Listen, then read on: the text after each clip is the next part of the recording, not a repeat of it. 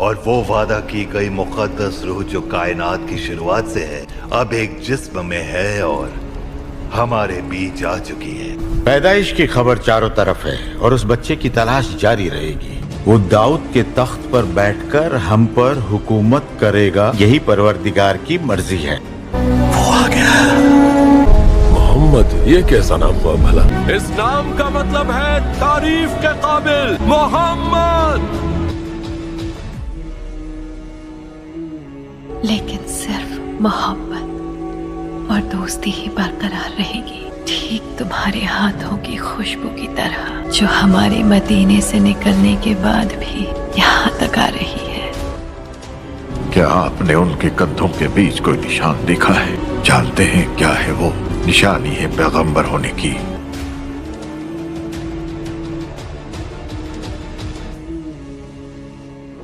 औज़ुबिल्लाहिमिनश्शैतानिर्रजीम बिस्मिल्लाहिर्रहमानिर्रहीम। अज़ीज़ नाज़रीन, अस्सलामु अलैकुम वरहमतुल्लाहि वबरकातुहू। बलूगत के इब्तिदाई दिनों में हज़रत मोहम्मद सल्लल्लाहु अलैहि वसल्लम अहले मक्का की बकरियां उजरत पर चराया करते थे और ये कोई ऐब की बात ना थी, बल्कि ये हुज़ूर अकरम सल्लल्लाहु अलैहि वसल्लम की अज़मत और तवाज़ा की खुली दलील है।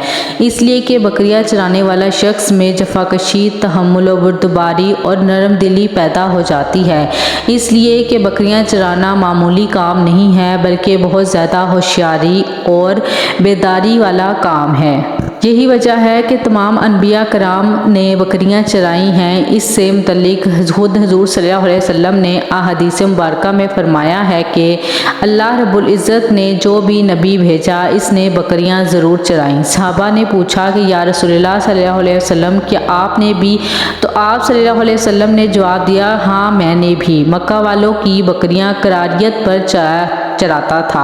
इसी तरह एक मरतबा नबी करीम सल्लल्लाहु अलैहि वसल्लम सहाबा कराम के साथ जंगल तशरीफ़ ले गए। सहाबा बेरियां तोड़ तोड़ कर खाने लगे तो आप सल्लल्लाहु अलैहि वसल्लम ने इरशाद फरमाया, जो खूब स्याह हों वो खाओ, वो ज़्यादा लजीज होती हैं। ये मेरा उस ज़माने का तजुर्बा है जब मैं बचपन में यहाँ बकरियां चराया करता था। बहरहाल मक्का की इन वादियों में नबी करीम सल्लल्लाहु अलैहि वसल्लम की उम्र मुबारक 20 बरस हो गई। इन दिनों कबीला कुरैश और कबीला कैस के दरमियान ज़बरदस्त जंग हुई। ये जंग हर्बुल फज्जार के नाम से मशहूर है। दौरे जहालियत में अरब के छोटे छोटे बड़े कबाइल में छोटी छोटी बातों पर खून रेज़ जंग हो जाया करती थी, लेकिन जंग फज्जार को तारीख़ में एक अहम जंग माना जाता है, क्योंकि इसमें ख़ुद नबी सल्लल्लाहु अलैहि वसल्लम ने शिरकत की थी और उस वक्त आप सल्लल्लाहु अलैहि वसल्लम एक नौजवान शख्स थे। जब हजूर सल्लल्लाहु अलैहि वसल्लम की उम्र 25 साल के करीब हुई तो तजारत की तरफ रुझान हुआ, लेकिन आप सल्लल्लाहु अलैहि वसल्लम के पास इतनी रकम ना थी कि तजारत कर सकें। लिहाजा जब मक्का की एक खातून को खबर हुई तो इसने नबी सल्लल्लाहु अलैहि वसल्लम को पैगाम भेजा कि आप मेरा माल तजारत के लिए मुल्क शाम ले जाएं और इसे वहाँ मुनासिब कीमत पर फ़रोख्त करें। इस खातून ने ये पेशकश की कि वो आपको दूसरों से बढ़कर उजरत देगी।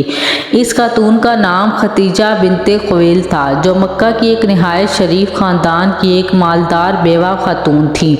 सैयदा खतीजा का ताल्लुक़ कबीला बनु असद से था। आपके वालिद खुवैलिद बिन असद के अमीर तरीन इंसानों में से एक थे। जब जंग फज्जार शुरू हुई तो खुवैलिद ने भी इस जंग में शिरकत की थी और वो इस जंग में मारे गए। लिहाजा बाप के मरने के बाद सैयदा खतीजा ने सारा कारोबार खुद संभालना शुरू किया। दरअसल सैयदा खतीजा ने पहले ही हजूर सल्लल्लाहु अलैहि वसल्लम की सदाकत और ईमानदारी के चर्चे सुन रखे थे। वो आपकी खूबियों से बहुत ज़्यादा मुतासिर थी, इसलिए उन्होंने आप सल्लल्लाहु अलैहि वसल्लम से तजारत की दरख्वास्त की। बहरहाल हजूर सल्लल्लाहु अलैहि वसल्लम ने सैयदा खतीजा के माल को लेकर तजारत के लिए शाम रवाना हुए।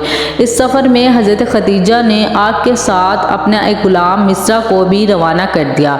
इब्ने इसहाक़ के मुताबिक सफ़र शाम के दौरान हजूर सल्लल्लाहु अलैहि वसल्लम ने एक जगह थोड़ा सा तौक़ुफ़ किया और एक दरख्त के साए में आराम फरमा हुए।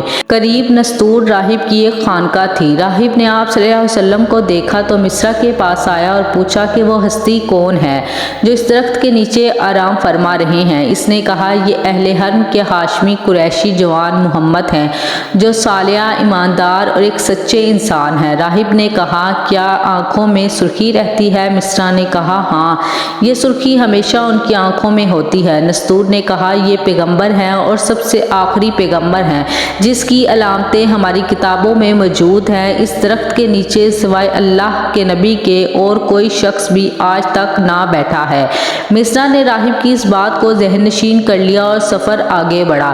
جب یہ کارواں بصرہ پہنچا تو محمد صلی اللہ علیہ وسلم علا کے نزدیک خشک کنویں کی طرف بڑھے اور اس کے بعد اس کنویں میں اپنا ہاتھ ڈالا، اس میں سے چلو بھر پانی اٹھا کر اپنے ہاتھ دھوئے اور اس کے قریب میں موجود ایک سوکھے درخت کے نیچے بیٹھ گئی۔ مصرع نے دیکھا کہ وہ سوکھا ہوا درخت اچانک سرسبز ہو گیا ہے اور محمد صلی اللہ علیہ وسلم اس کے نیچے بیٹھ کر عبادت میں مشغول ہو گئے۔ بہرحال شام پہنچ کر آپ صلی اللہ علیہ وسلم نے تمام مال کو فروخت کر دیا اور اس تجارت میں بہت نفع ہوا، لہٰذا حضور صلی اللہ علیہ وسلم مصرع کے ساتھ مکہ کے لیے واپس روانہ ہو گئے۔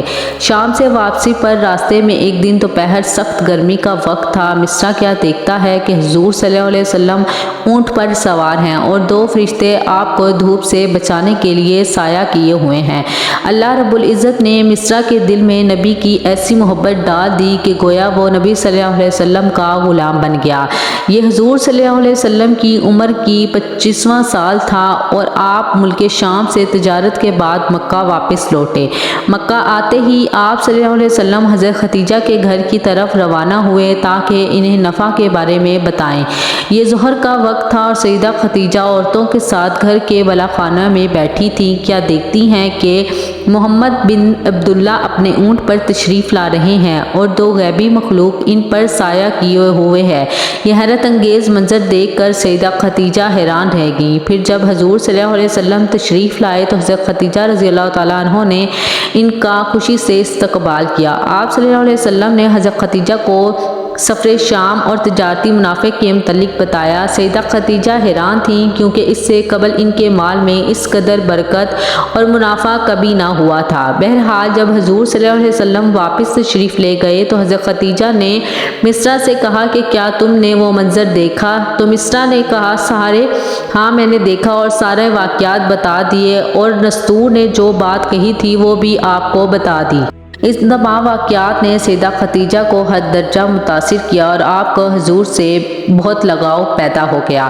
چنانچہ 3 ماہ کے بعد حضرت خدیجہ نے آپ صلی اللہ علیہ وسلم کی طرف ایک خاتون جن کا نام نفیسہ تھا پیغام رسا بنا کر بھیجا کہ وہ آپ سے نکاح کی خواہش مند ہیں۔ حضور نے اپنے چاچا جناب ابو طالب کو اس رشتے کے متعلق بتایا تو ابو طالب نے بھی یہ مشورہ دیا کہ یہ رشتہ آپ کے لیے بہت ہی مناسب اور معقول ہے کیونکہ حضرت خدیجہ بہت ہی نیک اور شریف خاندان سے ہیں۔ آپ صلی اللہ علیہ وسلم کے دوسرے چچاؤں نے بھی اس رشتے سے اتفاق کیا، لہٰذا مقرر کردہ تاریخ کو حضرت ابو طالب آپ کے دوسرے چچا اور بنو ہاشم کے کچھ قرابت دار حضرت خدیجہ کے گھر تشریف لے گئے۔ اس تقریب میں حضرت خدیجہ کی طرف سے آپ کے چچا عمرو بن اسد موجود تھے کیونکہ حضرت خدیجہ کے والد وفات پا چکے تھے۔ اس موقع پر دونوں خاندانوں کے بزرگ موجود تھے اور جناب ابو طالب نے آپ صلی اللہ علیہ وسلم کا نکاح پڑھایا۔ حضرت خدیجہ نے اپنا سب کچھ حضور صلی اللہ علیہ وسلم کی خدمت میں پیش کر دیا۔ کچھ دن حضور حضرت خدیجہ کے ساتھ ابو طالب کے ہاں رہے اور پھر حضرت خدیجہ رضی اللہ تعالیٰ عنہ کے ساتھ ان کے گھر منتقل ہو گئے۔ اعلان نبوت سے قبل حضرت محمد صلی اللہ علیہ وسلم تجارت کی غرض سے عرب اور عرب کے باہر دوسرے ملکوں میں سفر کرنے کے عادی تھے۔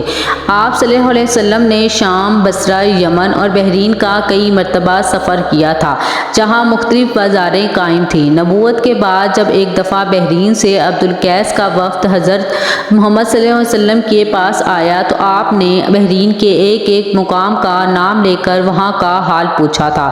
لوگوں نے تعجب سے پوچھا کہ آپ تو ہمارے ملک کا حال ہم سے بھی بہتر جانتے ہیں۔ اس پر نبی صلی اللہ علیہ وسلم نے فرمایا کہ میں نے تمہارے ملک کی خوب سیر کی ہے۔ روایتوں میں آتا ہے کہ حضور نے اپنے چچا زبیر اور عباس کے ساتھ بھی یمن کا سفر کیا تھا اور یہ ایک کاروباری سفر تھا۔ سفر سے واپسی کے بعد جناب عباس کہا کرتے تھے کہ محمد کی ذات کی برکت کی وجہ سے اللہ رب العزت ہمیں تجارت میں زیادہ فائدہ پہنچاتا ہے۔ حضور ایران کے سرحدی علاقوں میں بھی گئے تھے۔ ان دنوں ایران میں مضر بن ساوا کی حکومت تھی۔ ان تمام سفر سے حضور کو خاصا تجربہ ہوا اور لین دین کی غرض سے مختلف علاقوں اور تہذیبوں کے لوگ سے میل جول بڑھا۔ آپ صلی اللہ علیہ وسلم کو ان کی معاشرتی اور مذہبی زندگی کے متعلق کافی جانکاری موصول ہوئی۔ نبوی زندگی میں جب کبھی حضور صلی اللہ علیہ وسلم اپنے کسی پرانے تاجر ساتھی سے ملتے تو انتہائی گرم جوشی سے ملاقات کرتے اور ان سے تجارت سے گزرے ہوئے دنوں کی یادوں کو تازہ کیا کرتے تھے۔ ان دنوں عربوں میں افسانہ گوئی کا رواج تھا۔ رات کو لوگ تمام کاموں سے فارغ ہو کر خاص مقام پر جمع ہوتے تھے اور ایک شخص جو داستان گوئی میں مہارت رکھتا تھا وہ داستان شروع کرتا تھا جسے لوگ بڑے ذوق و شوق سے رات بھر سنتے تھے۔ ایک دفعہ حضور صلی اللہ علیہ وسلم نے بھی اس محفل میں شرکت ہونے کا چاہا، لیکن اتفاق سے راستے میں شادی کی ایک محفل لگی تھی جسے دیکھنے کے لیے آپ وہاں کھڑے ہو گئے اور آپ صلی اللہ علیہ وسلم کو وہیں نیند آ گئی۔ جب آپ صلی اللہ علیہ وسلم اٹھے تو صبح ہو چکی تھی۔ 40 سالوں کی مدت میں صرف 2 دفعہ حضور صلی اللہ علیہ وسلم نے ان محفلوں میں شریک ہونے کا ارادہ کیا تھا، لیکن دونوں دفعہ کوئی اتفاق ہو گیا اور اللہ رب العزت نے آپ صلی اللہ علیہ وسلم کو ان فضول محفلوں سے بچا لیا۔ ان دنوں مکہ تمام تر بدعمالیوں اور برائیوں کا مرکز تھا۔ قریش مکہ نے حج میں طرح طرح کی بدعتوں کو ایجاد کر لیا تھا۔ مرد ننگے ہو کر کعبہ شریف کا طواف کیا کرتے تھے، جبکہ عورتیں نیم برہنہ حالت میں کعبہ کے گرد چکر لگایا کرتی تھی۔ لوگوں نے کعبہ کے گرد 360 بت رکھ دیے تھے۔ حضور صلی اللہ علیہ وسلم اہل مکہ کے ان اعمال سے بہت غمزدہ رہتے تھے اور انہیں جہالت و گمراہی میں دیکھ کر کراہت محسوس کرتے تھے۔ یہی وجہ تھی کہ آپ صلی اللہ علیہ وسلم کو حج، طواف اور منع کے لیے کئی بار کہا گیا، لیکن حضور صلی اللہ علیہ وسلم ان لوگوں کی خرافات کی وجہ سے صاف انکار کر دیا کرتے تھے۔ نبی صلی اللہ علیہ وسلم نے اعلان نبوت سے قبل اپنی جوانی میں کبھی کسی بت کے سامنے اپنا سر نہ جھکایا تھا اور نہ ہی قریش میں کسی جاہلیت کی رسم و رواج میں شرکت کی۔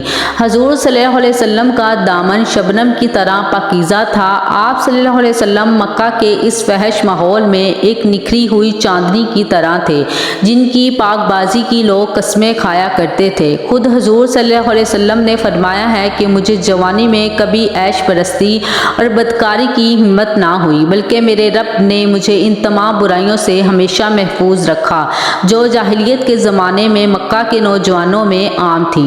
دوستی زندگی کی اہم ضرورت ہوتی ہے۔ سچا اور مخلص دوست کسی رواج سے کم نہیں ہوتا۔ حضور صلی اللہ علیہ وسلم بھی دوستوں سے مستثنا تھے۔ حضور کے تمام دوست پاکیزہ اخلاق، بلند کردار کے مالک تھے۔ ان میں سب سے قریب حضرت ابوبکر صدیق رضی اللہ تعالیٰ عنہ تھے جو حضور صلی اللہ علیہ وسلم کے جگری دوست تھے اور برسوں تک آپ کے شریک صحبت رہے۔ اکثر فرصت کے اوقات میں حضور صلی اللہ علیہ وسلم اپنے دوستوں کے ساتھ سیر کے لیے جایا کرتے تھے۔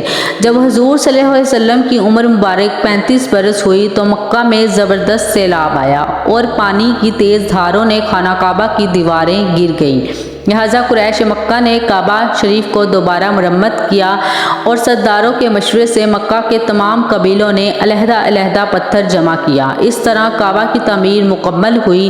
جب تعمیر مکمل ہوئی تو حجر اسود کو اپنی جگہ رکھنے کا وقت آیا۔ اس میں ہر قبیلے کے درمیان سخت اختلاف پیدا ہو گیا۔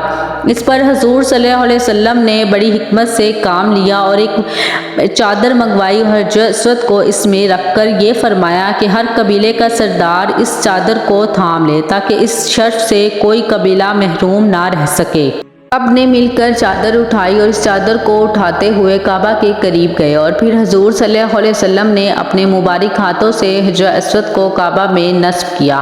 اس طرح حضور صلی اللہ علیہ وسلم کی فراست اور حکمت عملی کی وجہ سے اہل مکہ خون خرابے اور قتل و غارت سے محفوظ ہو گئے۔ زندگی اپنی منزلیں طے کرتی ہوئی رواں دواں تھی اور نبی صلی اللہ علیہ وسلم کی عمر مبارک 37 برس ہو گئی۔ ان دنوں مکہ میں ایک شدید قحط پڑا اور خشک سالی سے فصلیں برباد ہو گئیں، لوگ اناج کے لیے ترسنے لگے، چارہ سوکھ گیا، جانور اور چوپائے بھوک سے مرنے لگے، لوگوں کا فاقوں سے برا حال تھا، بازاروں میں چیزوں کی قیمتیں آسمان چھونے لگیں۔ اس غربت اور پریشانی کے دنوں میں حضور صلی اللہ علیہ وسلم کے گھر کا دروازہ ہر شخص کے لیے کھلا تھا۔ آپ صلی اللہ علیہ وسلم کی فراخ دلی، دریا دلی اور سخاوت میں کوئی کمی نہ تھی۔ حضور روز بھوکوں کو کھانا کھلاتے، محتاجوں کی مدد کرتے اور بیرونی علاقوں سے غلہ منگوا کر غریبوں میں مفت تقسیم کرتے۔ اس نیک کام میں آپ صلی اللہ علیہ وسلم کی زوجہ بی بی خدیجہ بھی آپ کا بھرپور ساتھ دیتی رہی تھی، اور اس دریا دلی کی وجہ سے بے شمار غریبوں مفلس لوگ موت کے منہ میں جانے سے بچ گئے۔ اس قحط کی وجہ سے حضور کے چچا ابو طالب بھی بہت پریشان تھے اور ان کی مالی حالت بہت کمزور ہو چکی تھی۔ ابو طالب کی کئی اولادیں تھیں جن کی کفالت آپ کے ذمہ تھی، مشکل ہو رہا تھا ان کی کفالت کو سنبھالنا۔ حضور کو اپنے عزیز چچا کی یہ حالت دیکھ کر بے حد دکھ ہوا، لہٰذا آپ صلی اللہ علیہ وسلم نے حضرت ابو طالب کے پاس گئے اور اپنے چچا سے درخواست کی کہ وہ آپ کے بیٹے علی کو کفالت میں لینا چاہتے ہیں تاکہ ابو طالب کا بوجھ کچھ کم ہو جائے اور پریشانیوں میں کچھ کمی آ جائے۔ اس طرح علی ابن ابی طالب نبی صلی اللہ علیہ وسلم کے گھر آ گئے اور علی کی پرورش حضور صلی اللہ علیہ وسلم کے سائے رحمت میں ہونے لگی۔